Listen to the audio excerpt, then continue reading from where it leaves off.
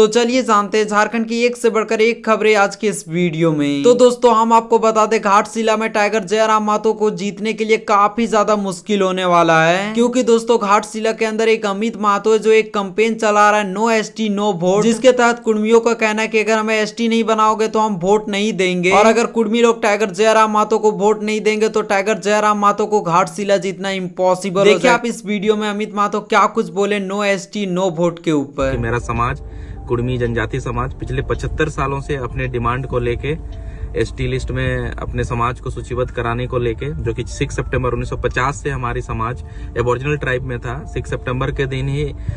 Schedule tribe word को amendment किया गया और एक नया लिस्ट बना, उसमें हमारे कम्युनिटी को वहां से छोड़ दिया गया। तो उस दिन से लेके आज तक पिछले 75 सालों से हमारा समाज आंदोलनरत है, और इस उपचुनाव में हम लोग एक प्रयास कर रहे हैं कि नो एसटी नो वोट के तहत, कैंपेन के तहत, कि 3 बार हम लोगों ने रेल टेका किया, 2022, 2023 और 2025। लेकिन इतने बड़े आंदोलन के बाद भी सरकार ने, ना राज्य सरकार ना केंद्र सरकार ने कोई सकारात्मक पहल नहीं की, वार्ता करने की कोशिश नहीं की। तो इसीलिए हम लोग चाहते हैं सभी युवा कि कम से कम एक डायलॉग हो सेंट्रल गवर्नमेंट के साथ, स्टेट गवर्नमेंट के साथ अपने मांगों को लेके, और तीनों मांगों में से एसटी इंक्लूजन, 8वीं अनुसूची में कुड़माली भाषा को सूचीबद्ध कराना और सारना धर्म कोड, तीनों में से कोई एक डिमांड में कम से कम इस उपचुनाव में आगे बढ़ाए। और अभी अगर एसटी इंक्लूजन को लेके अगर बहुत ज्यादा मतलब आक्रोशित है पूरा झारखंडी समाज, तो हमारा भाषा को कम से कम आगे बढ़ाए, और हमारा भाषा क्यों हो, कुड़ुक और कुड़माली तीनों के लिए आगे बढ़े, और इसको सकारात्मक पहल करते हुए 15 दिन के अंदर वार्ता हो। उसके बाद अगर वार्ता नहीं होती है तो फिर समाज पूरा स्वतंत्र है घाटशिला उपचुनाव में, जो अपना वोट बहिष्कार करना चाहती है, नोटा में देना चाहती है, किसी को देना चाहती है, ये पूरी तरह से स्वतंत्र है। और अगर हमारी वार्ता हो जाती है तो वार्ता होने के बाद हम लोग मानेंगे कि इस संवैधानिक स्ट्रक्चर में पब्लिक के डिमांड या फिर पब्लिक जो आवाज उठा रही है उसको सरकारें, राज्य सरकार या केंद्र सरकार उस पर सुनती है और उस पर वार्ता करती है। तो ये रीजन है हम लोग का इस घाटशिला उपचुनाव में नो एसटी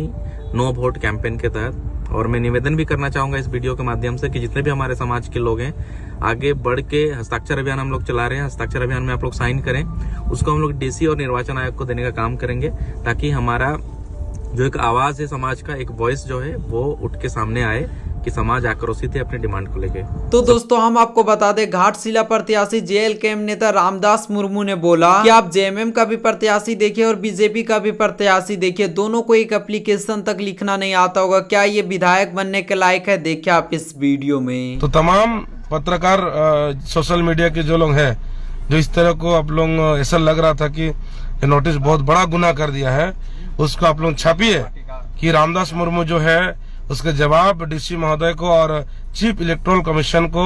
एंड बाकी जितने भी जो है वो उसका लेटर एक अंग्रेजी माध्यम इंग्लिश में लिख करके उसका जवाब भी दे दिया है, उसको आप लोग हाईलाइट करिए। मैं ये भी मैं बता दे रहा हूँ